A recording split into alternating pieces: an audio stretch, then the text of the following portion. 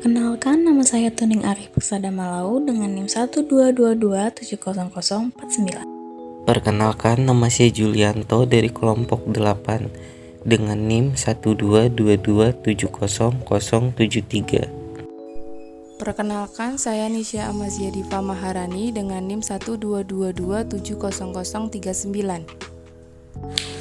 Apakah kalian pernah mendengar istilah sel kanker? Tentunya pernah dong. Nah, di sini kami akan menjelaskan beberapa hal mengenai sel kanker. Disimak videonya ya.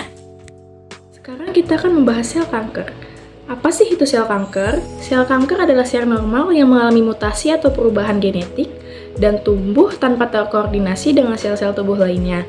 Perubahan genetik tersebut dapat berupa aktivitas protokogen atau inaktivitas gen penekan tumor yang dapat memicu pembentukan tumor. Proses pembentukan kanker merupakan kejadian somatik dan sejak lama disebabkan karena akumulasi perubahan genetik dan epigenetik yang menyebabkan perubahan dalam pengaturan normal kontrol molekular perkembangan sel. Sel kanker tidak sensitif terhadap sinyal pertumbuhan akibat adanya mutasi tumor, supresor genes, sehingga sel kanker dapat terus tumbuh. Sinyal anti pertumbuhan dapat proliferasi dengan dua mekanisme, yaitu memaksa sel masuk ke fase istirahat G0 dan menghambat proliferasi secara permanen. Selanjutnya, pada fase pertumbuhan sel yang mana dia akan terganggu? Jawabannya ada di fase G1.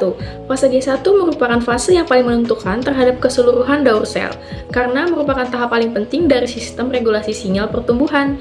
Fase ini berfungsi untuk memastikan secukupnya sinyal untuk kelangsungan sel dan akurasi transmisi informasi genetik. Sehingga fase pertumbuhan sel akan terganggu adalah fase G1, karena sel kanker tidak sensitif terhadap sinyal pertumbuhan. Mengapa hal tersebut dapat terjadi?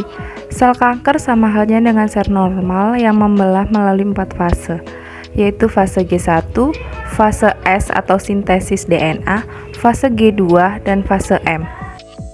Pada dasarnya, sel kanker dapat menghindari penekanan, mampu mempertahankan sinyal proliferasi tanpa adanya faktor pertumbuhan, mampu membelah tanpa batas waktu, dan sel yang rusak tidak dinetralkan. Kemudian adalah cara pencegahan kanker.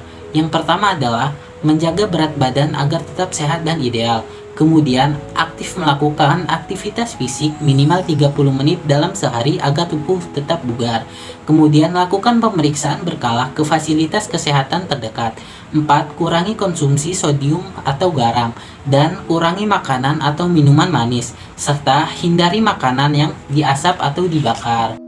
Kemudian adalah cara pengobatan kanker, terapi dengan radiasi radioterapi. Radiasi merupakan jenis pengobatan umum kanker menggunakan partikel atau gelombang berenergi tinggi sehingga sinar X atau gamma, elektron atau proton untuk menghancurkan, merusak sel kanker.